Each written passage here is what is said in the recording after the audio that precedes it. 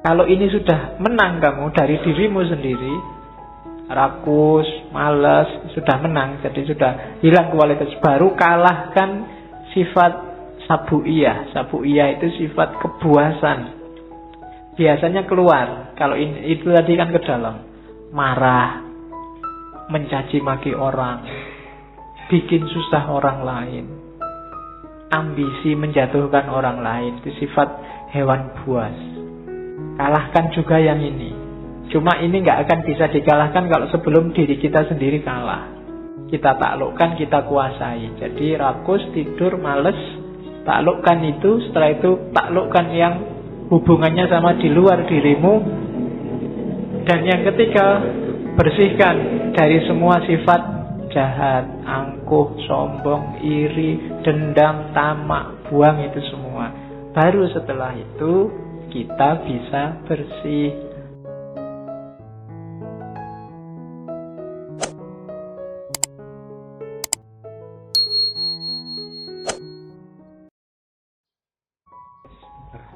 Assalamualaikum warahmatullahi wabarakatuh. Ilmu yang diturunkan oleh Allah pada kita itu ada dua jenis ilmu, dua jenis pengetahuan. Zahirun wa batinun. Ada ilmu lahir, ada ilmu batin. Yakni asyariah wal ma'rifah. Yang lahir namanya syariat, yang batin namanya makrifat. Fa'amrun bisyari'ati ala zohir, fa'amaro bisyari'ati ala zohirina wabil ma'rifati ala batinina. Maka Allah memerintahkan untuk melaksanakan syariat terhadap lahiriah kita, jasmaniah kita, wabil ma'rifah ala batinina, dan memerintahkan untuk makrifat pada batin kita. Lian taja min ijtima'ihima ilmul haqiqah, supaya lahir dari persatuan syariat dan makrifat, yaitu ilmul haqiqah, pengetahuan tentang hakikat. Jadi ilmu itu dua, syariat dan makrifat, ilmu lahir dan ilmu batin. Yang syariah diperintahkan untuk lahir, yang makrifat diperintahkan untuk batin. Dua-duanya harus jalan. Jadi kalau ada orang bilang tasawuf itu anti syariat, berarti belum banyak membaca buku-buku tasawuf. Hampir semua sufi bilang makom itu, level dan suluk itu dimulai dari syariat. Cuma jangan berhenti di syariat. Syariat cuma lahirnya, butuh batinnya. Beliau menyebutnya makrifat. Jadi nanti kita lihat contohnya banyak nanti, bagaimana lahir sama batin. Hidup kita kan juga begitu. Lahirnya ini ngaji, cuma kalau batinnya nggak beres, ngajimu nggak ada nilainya. Ngaji cuma pingin nonton santri yang putri-putri misalnya, itu kan nggak dapat apa-apa. Mumpung kelihatannya sekarang banyak putrinya berangkat, beda kan, hasilnya beda. Kalau batinnya nggak beres, lahirnya juga nggak bernilai. Tiap hari apel nganter, tapi di dalamnya nggak ada rasa apa-apa. Itu kan nggak ada nilainya nganternya sama apelnya. Nggak ada senengnya itu. Awalnya kan batin dulu, baru ada manifestasi lahirnya. Apapun itu, kuliah, apalagi kerja, apalagi bahkan makan, ini kan aspek-aspek lahiriah. Batinnya harus beres. Kuliahmu itu cari ilmu apa cari ijazah apa cari gelar? Makan itu Biar kenyang apa, biar hidup apa, biar besar apa, biar... Itu kan batinnya. Segalanya pasti ada lahirnya, ada batinnya. Dua-duanya harus beres. Batin juga enggak ada apa-apanya. Pak, saya ikhlas Pak ngaji itu Pak, tapi enggak pernah ngaji, ya podo wae. Ya kan? Atau ngaji tapi niatnya enggak ikhlas, sama aja. Jadi harus gabung. Pak, saya kuliah itu enggak ngejar ijazah Pak, saya enggak ngejar gelar. Pokoknya saya nyari ilmu aja. Makanya saya sampai semester 14 enggak lulus-lulus. Wong memang nggak pernah masuk, nggak pernah datang ke kampus. Jadi podo wae, lahirnya nggak beres. Dua-duanya harus beres. Kalau dua-duanya harus beres, akan ketemu namanya ilmu hakikoh. Kebenaran yang sejati, hakiki. Oh, ini toh hakikatnya, itu loh. Kita melakukan banyak sekali religious service, cuma kita nggak pernah ada O-nya. Oh, sholat itu berarti rahasianya ini toh. Oh, puasa itu berarti ini yang dimaksud oleh Allah. Oh, zakat itu. Ini kalimat O ini menunjukkan kamu sudah menemukan hakikat.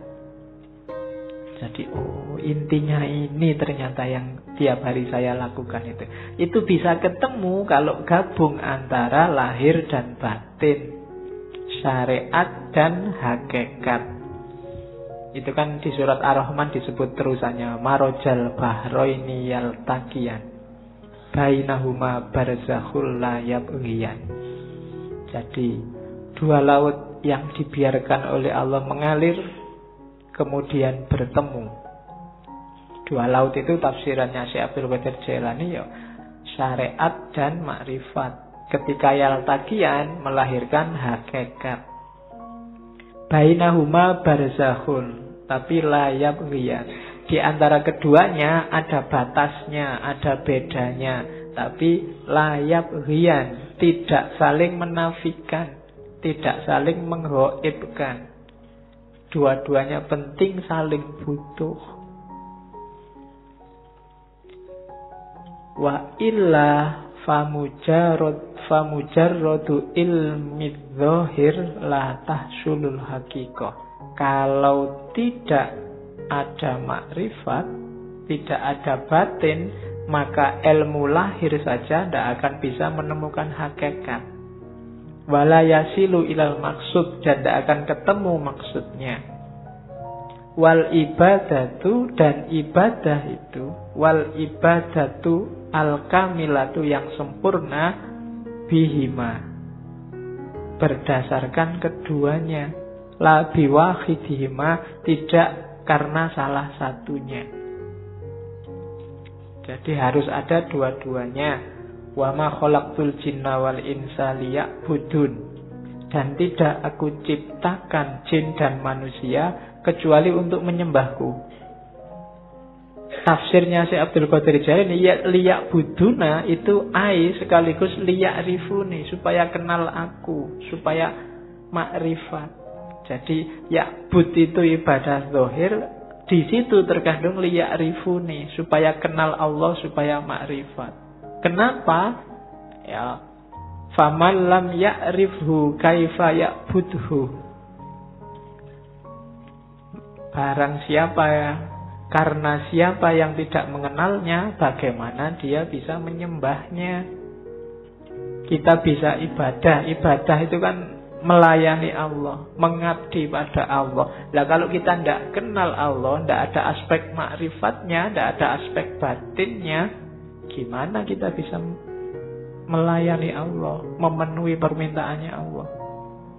Jadi dua-duanya harus saling ada, saling mendukung, saling membantu untuk mewujudkan hakikoh, pemahaman akan kebenaran yang sejati. Itu dasarnya. Makanya malam ini saya kasih judul ibadah lahir dan ibadah batin. Ini loh rankingnya, katanya Syekh Abdul Qadir Jailani. Tadi kan ilmu itu dua jenis. Kalau di ranking, ilmu itu dari lahir masuk ke batin. Batin itu tadi kan ke dalam sama sekali. Jadi ilmu paling kelihatan itu ilmu lahir. Isinya perintah, larangan, hukum, halal, haram, sunnah, mubah, dan lain sebagainya. Itu ilmu lahir. Boleh ngerokok apa enggak boleh, boleh apa lagi.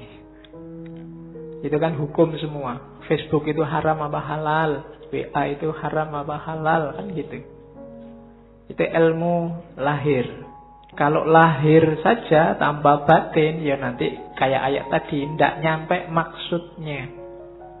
Hanya berlandaskan pada nas dan yang kelihatan saja. Itu yang bikin sering-sering ada fatwa aneh-aneh. Karena yang dilihat lahir saja. Saya lupa dulu di Mesir ada fatwa untuk menghindari zina mata, zina macam-macam. Misalnya nanti kita sekantor sama perempuan yang bukan muhrimnya, maka disarankan yang laki-laki ini boleh nyusu dulu sama perempuan ini. Kalau sudah nyusu kan jadi anak susuan halal, bukan lagi. Loh ada kan yang gitu loh. Dulu saya lupa Mesir apa mana itu mufti yang fatwanya aneh. Jadi biar kalau kita berdua sama perempuan bukan muhrim satu ruangan kan nggak boleh. Biar halal, nyusulah dulu. Kalau sudah nyusu, jadi anak susuannya. Halal sekarang. Tuh. Enak ya kalau gitu.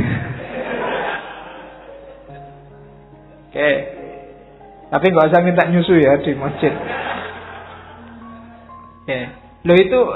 Loh kalau mempertimbangkan lahir cuma itu, bisa memainkan dalil.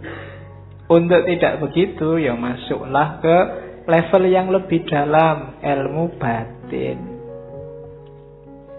Ilmu batin level paling bawah, level paling dangkal itu batinnya syariat, namanya thariqah.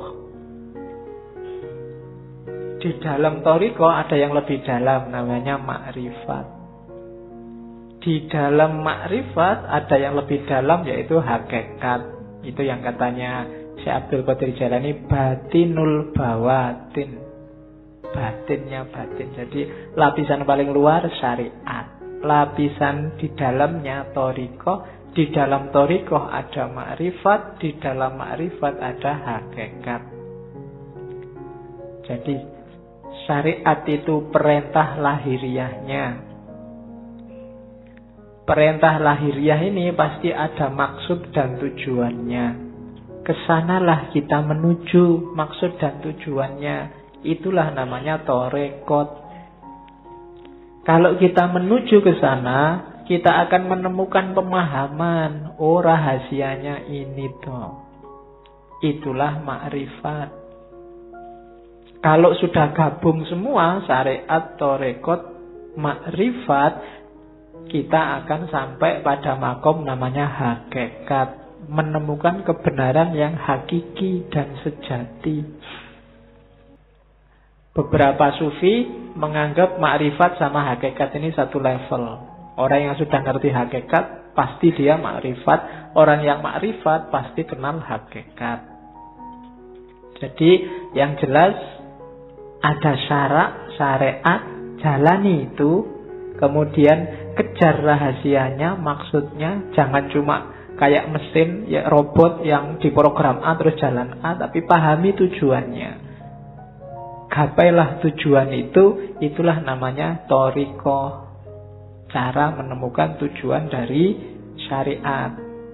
Kalau sudah serius menjalani syariat melalui thariqat, orang akan memahami rahasia-rahasianya, itulah ma'rifat. Dan kalau sudah ma'rifat berarti dia sudah paham hakikat, kebenaran yang sejati. Itulah ilmu. Ilmu apapun sebenarnya levelnya ke situ, karena semua ilmu muaranya akhirnya harus pada Allah. Harus pada hakikat. Yang belajar fisika, matematika, biologi, dan seterusnya. Harusnya membawa kepada Tuhan. Jadi ada level lahiriah ilmunya syariat, terus torikohnya. Jadi ilmu ini yang bisa membawa ke Allah pakai jalan apa? Itu namanya torikoh. Kalau sudah menjalani itu akan memahami rahasianya sampai di namanya ma'rifat. Kalau sudah sampai ma'rifat, insya Allah disitulah ketemu hakikat. Jadi syariat, torikoh, ma'rifah, hakikat. Di bawah itu ada hadis yang dikutip oleh Syekh Abdul Qadir Jailani, asy-syari'atu sajarutun. Syariah itu pohon. Wa tariqatu ahsanuha. Dan torekot itu dahannya. Wal ma'rifatu auraquha. Ma'rifat itu daun-daunnya. Wal haqiqatu asmaruha. Hakikat itu buahnya. Saya tidak tahu kalau bahasa Indonesia asmara itu jangan-jangan menyerap dari bahasa Arab. Asmar. Asmar itu buahnya banyak. Jadi asmara itu berarti buahnya banyak. Oke. Wal Qur'anu jami'un. Ya bijami'iha. Dan semua itu tentang syariat, thariqat, ma'rifat, hakikat itu dikompilasi oleh Allah dalam Al-Quran. Bijami'iha, kita bisa menemukannya gimana? Bidalalah wal isyarah. Kalau bidalalah namanya tafsir, kalau wal isyarah namanya takwil. Ada yang bisa langsung dipahami, dijadikan dalil, namanya tafsir. Ada yang sifatnya isyarat, harus pakai takwil dulu. Baru ketemu rahasianya. Jadi ada ilmu lahir, ada ilmu batin, kemudian ada level dan rankingnya ilmu. Diawali syariat, terus thariqat, terus makrifat, terus hakikat. Oke. Sekarang kita lihat permis-permisnya. Berarti apa? Berarti ibadah itu dari syariat menuju hakikat. Berarti tugas kita di dunia itu yang pertama belajar tentang syariat, kemudian menjalani syariat, kemudian belajar tentang hakikat. Dan memahami hakikat, kemudian menjalankan hakikat lewat thariqah tadi. Jadi dari syariat menuju hakikat. Jangan khawatir kalau ada yang ngomong sufi tidak sholat, sufi tidak puasa, itu hoax kalau hari ini. Ya, itu hoax.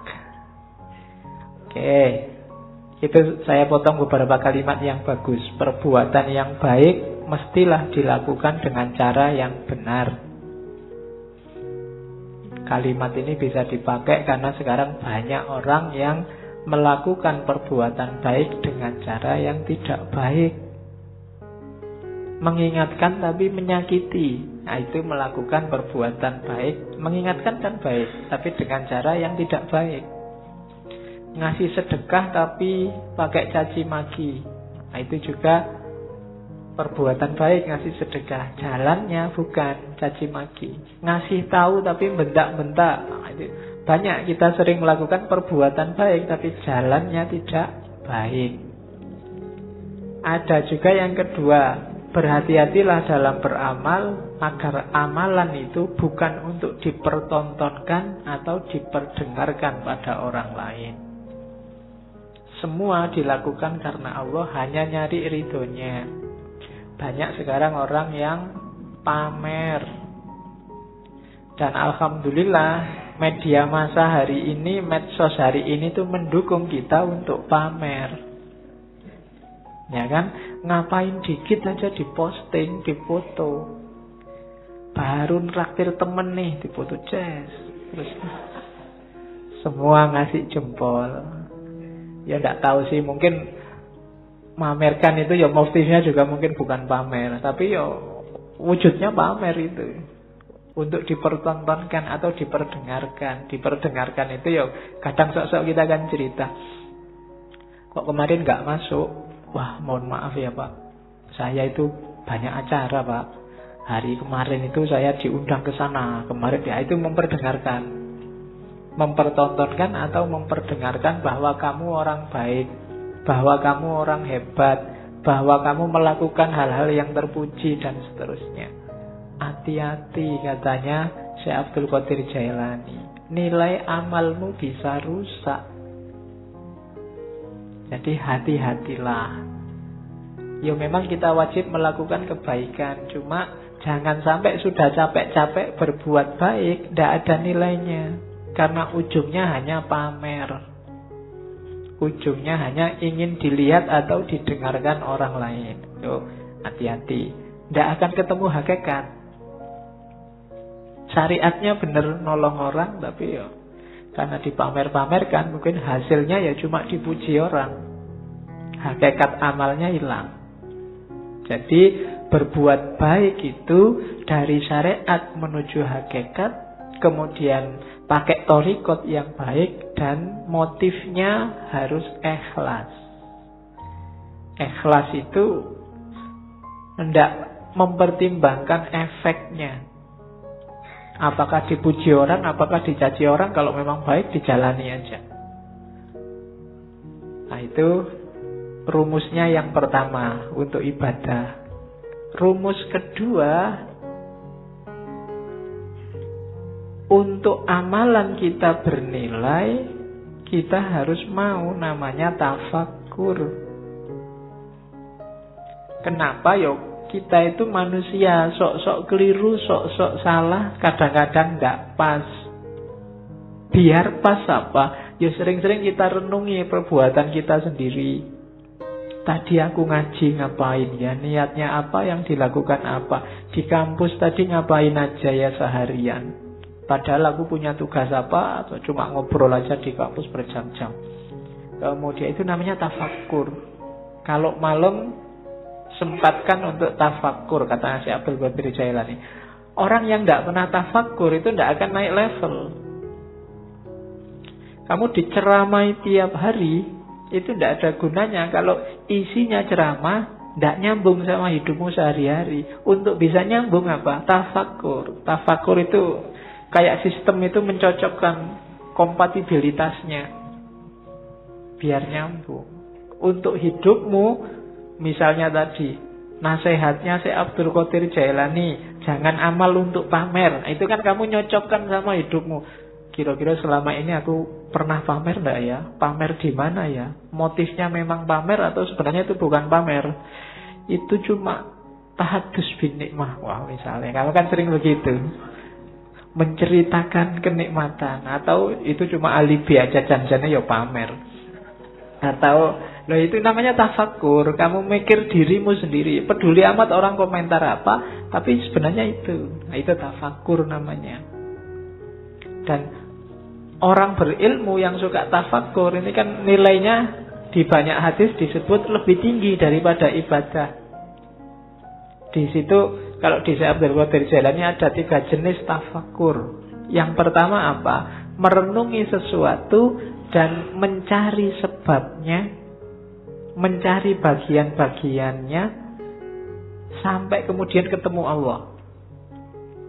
Aku bisa begini itu karena siapa ya? Ada peristiwa itu ditelusuri asal usulnya. Ya sih, semuanya memang skenarionya Allah.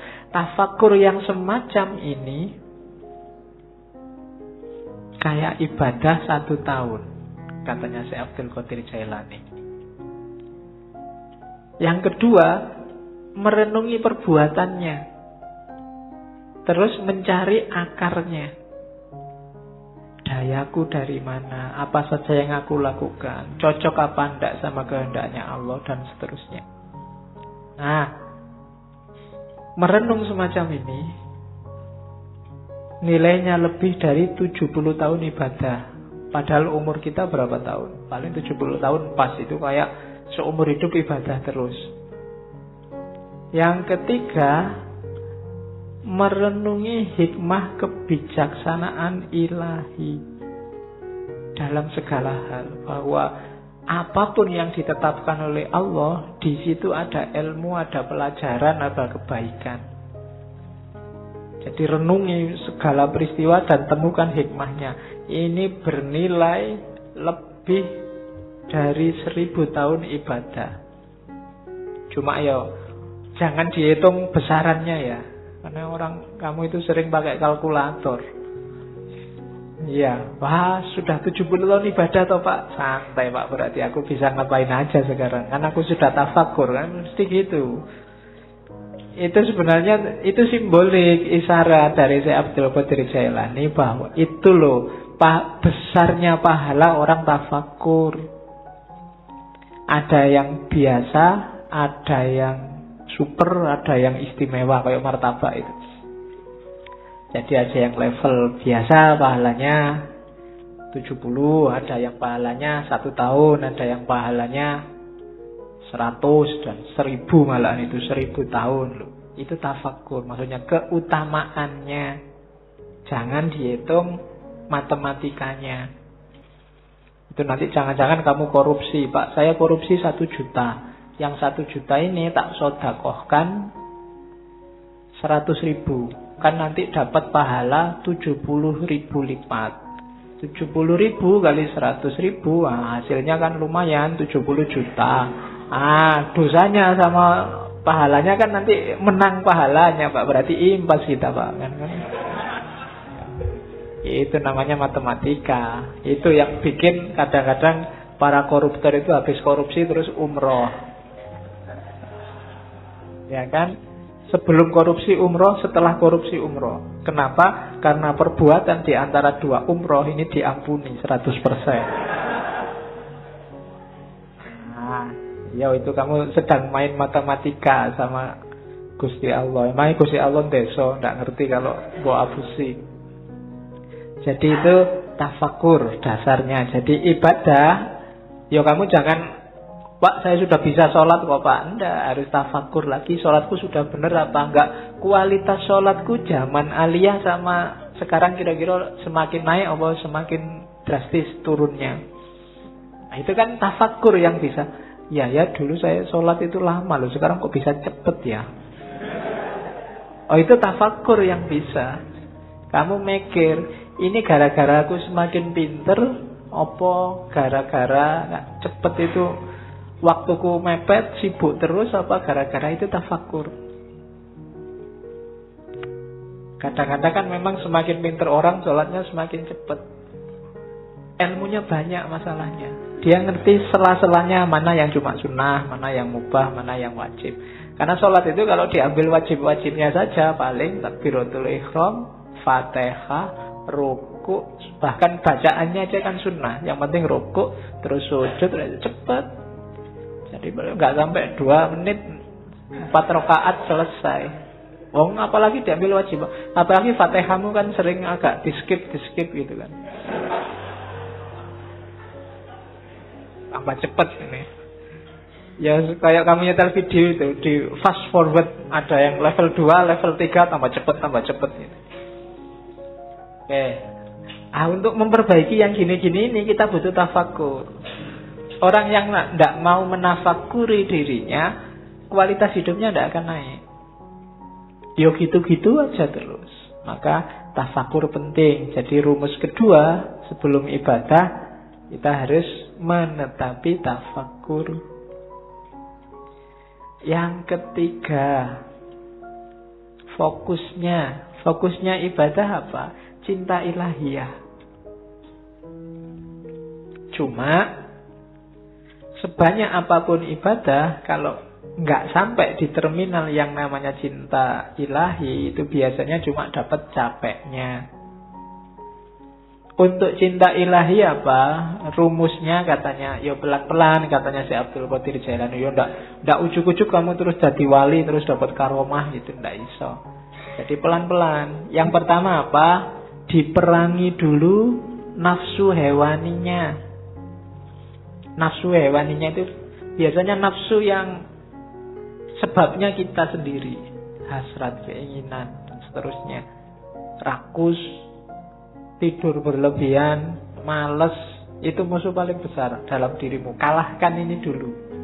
Kalau mengalahkan dirimu sendiri aja tidak bisa, jangan harap dapat cinta ilahiyah. Kalau ini sudah menang kamu dari dirimu sendiri, rakus, malas, sudah menang, jadi sudah hilang kualitas, baru kalahkan sifat sabu'iyah. Sabu'iyah itu sifat kebuasan. Biasanya keluar, kalau itu tadi kan ke dalam. Marah, mencaci maki orang, bikin susah orang lain, ambisi menjatuhkan orang lain, itu sifat hewan buas. Kalahkan juga yang ini. Cuma ini nggak akan bisa dikalahkan kalau sebelum diri kita sendiri kalah. Kita taklukkan, kita kuasai. Jadi rakus, tidur, males, taklukkan itu. Setelah itu taklukkan yang hubungannya sama di luar dirimu. Dan yang ketiga, bersihkan dari semua sifat jahat, angkuh, sombong, iri, dendam, tamak, buang itu semua. Baru setelah itu kita bisa bersih. Bahasanya kita bisa sadar. Sebelum itu semua kalah, kita tidak akan sadar bahwa kita itu keliru, kita itu salah, kita itu juga berdosa.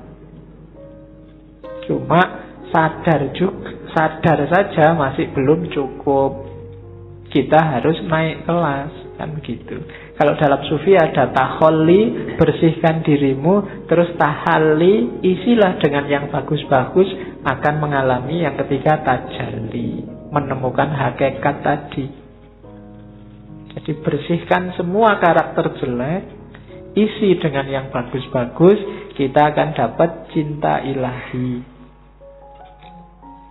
Kalau dibersihkan saja, nggak diisi yang bagus-bagus, ya levelnya masih belum. Jadi masih hanya bersih dari dosa. Oke, jadi setelah bersih baru naik tangga menuju hakikat tadi. Dari situ akan dapat namanya cinta ilahiyah. Cinta ilahiyah itu kita jatuh cinta pada Allah dan Allah juga jatuh cinta pada kita. Saling mencintai. Hari ini masih belum. Hanya Allah saja yang jatuh cinta pada kita. Kita belum mencintai Allah. Berpuluh-puluh tahun kita jual mahal sama Allah. Padahal apa-apa yang ngasih Allah. Itu kan kayak kamu pacaran, sudah ditraktir tiap hari, diantar jemput tiap hari, masih aja jual mahal. Itu kurangnya apa Allah sama kita. Kita belum masih cinta sama dia, belum. Padahal kita tiap hari minta, berdoa itu kan minta sama Allah. Tapi disuruh membersihkan diri nggak mau. Alamatnya kita memang belum jatuh cinta sama Allah. Jadi kasihan Allah, bertepuk sebelah tangan cintanya. Karena kamu cueki dia. Untung Allah itu cintanya sejati sama kita. Jadi ndak mutung, ndak patah hati, terus kamu ditinggal. Kamu ditunggu sampai kamu jatuh cinta padanya. Ya. Cuma kamunya jual mahal. Saya tidak tahu kapan kamu sadar bahwa terlalu mahal kamu menjualnya. Sama Allah. Turunkan dikitlah harganya.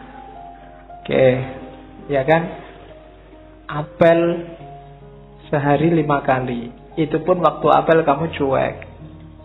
Bayangkan loh, kalau kamu punya pacar terus pacarmu apel tapi pacarmu cuek. Diajak ngomong tapi pikirannya kemana, lihat kemana-mana, tidak fokus sama yang diajak ngomong, itu kan tidak enak. Dan tiap hari Allah kamu gituin. Waktu kamu sholat pikiranmu kemana-mana, tidak merasa sedang berhadapan dengan dia. Itu kalau manusia biasa sudah nangis-nangis itu, sudah minta putuskan saja aku sedikit. Cuma Allah tidak, karena Allah sangat sayang pada kita, Rahman dan Rahim. Maka ini tipsnya dari Syekh Abdul Qadir Jailani. Terus setelah itu rumusnya apa? Untuk ibadah wujudkan tasawuf, untuk menggarap batinnya. Ini juga ada di Sirul Asror. Tasawuf itu apa? Tasawuf itu kan dari 4 huruf.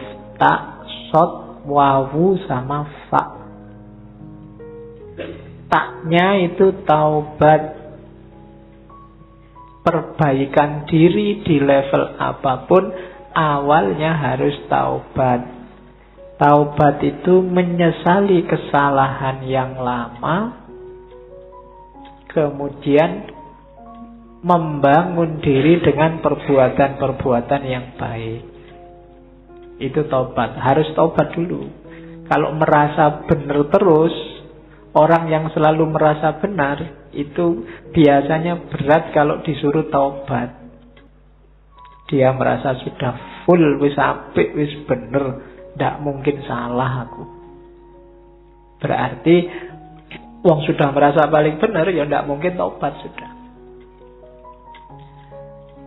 Maka katanya Syekh Abdul Qadir Jailani, levelnya pertama, mau melakukan apapun yang baik, syaratnya harus taubat. Bersihkan diri dulu. Karena ibaratnya kayak air.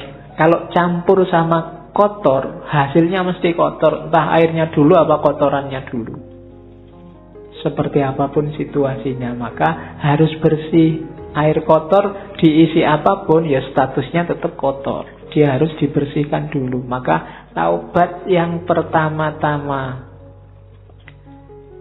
Setelah itu sofa. Sofa itu kesucian, ketentraman, kebahagiaan. Syaratnya untuk sofa, syaratnya untuk suci adalah, untuk tenang adalah, untuk tentram adalah bebas dari keterikatan dunia. Yang bikin kamu hari ini cemas, sumpek, galau, ndak konsentrasi, ndak bisa jatuh cinta sama Allah, hidupmu ndak jelas ke utara ke selatan, pasti urusan dunia.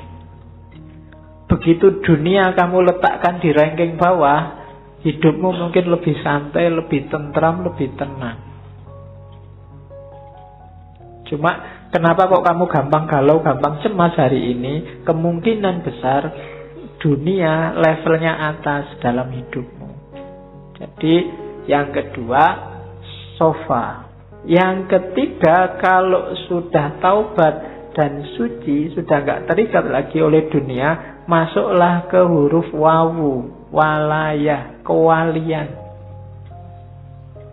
Walayah itu berarti orang yang 100% hidupnya berhubungan dengan Allah, mencintai dan dicintai Allah. Di antara cirinya, kayak istilah dalam Al-Quran itu, la khaufun alaihim walahum yahzanun. Tidak ada rasa takut, tidak ada rasa sedih. Siapapun yang ngaku wali, kok masih sering takut? Takut miskin, takut kalah, takut jatuh, takut macam-macam, berarti dia bukan wali. Wali itu tidak takut apapun. Wong cuma dunia aja kok. Kalah tidak masalah, menang juga tidak kaget. Dia tidak takut apapun.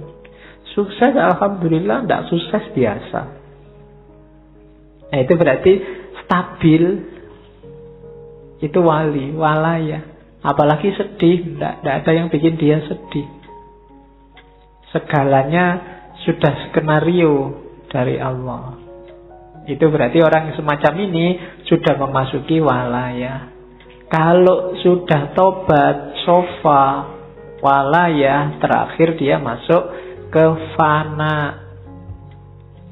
Fana itu, kalau tadi kan dunia nggak dianggap penting. Ketika masuk fana, bahkan dirinya sendiri juga nggak penting. Yang penting hanya Allah. Kalau ngomong itu representasi dari keinginan Allah. Kalau melakukan sesuatu itu bukan keinginannya, bukan keinginanku, tapi keinginan Allah. Meninggalkan sesuatu bukan mauku, tapi maunya Allah. Itu berarti orang sudah fana. Egonya sudah dibakar habis. Hanya Allah yang jadi fokusnya. Jadi siapapun yang cita-citanya jadi sufi, paling tidak ikuti huruf-huruf tasawuf. Ta, sod, wawu, dan fa. Taubat, sofa, suci, kemudian walayah, wilayah, masuklah dalam perlindungan Allah, wilayah, dan fana. Nah itu ibadah harus membawa ke sini. Ibadah itu diawali dari taubat, dalam pelaksanaannya harus tenang, tentram, sofa, suci, tanpa motif apapun, lillahi ta'ala, nggak ada dunia yang ikut. Kemudian yang ketiga, wilayah, pasrah 100% pada Allah, baru mencapai fana. Itu batinnya ibadah harus ada ini. Jadi setelah tadi menuju cinta ilahi, selanjutnya mewujudkan tasawuf.